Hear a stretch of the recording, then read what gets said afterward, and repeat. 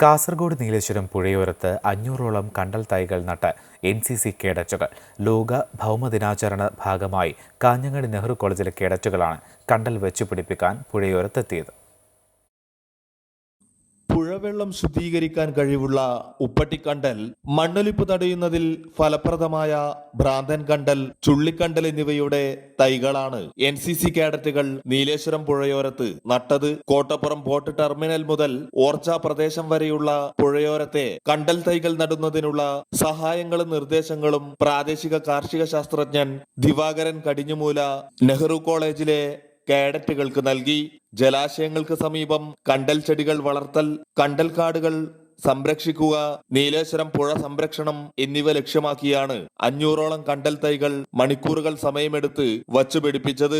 പരിസ്ഥിതി പ്രവർത്തകൻ കൂടിയായ ദിവാകരന്റെ ജീവനം പദ്ധതിയുമായി സഹകരിച്ച് അദ്ദേഹം ശേഖരിച്ച 1,00,000 കണ്ടൽ വിത്തുകൾ നട്ട് NCC കേഡറ്റുകൾ നഴ്സറി ഒരുക്കിയിരുന്നു. അതിൽ നിന്നുള്ള തൈകളാണ് ഭൗമദിനത്തിന്റെ ഭാഗമായി കേഡറ്റുകൾ വച്ചുപിടിപ്പിച്ചത്. അമൃത ന്യൂസ്, കാസർഗോഡ്.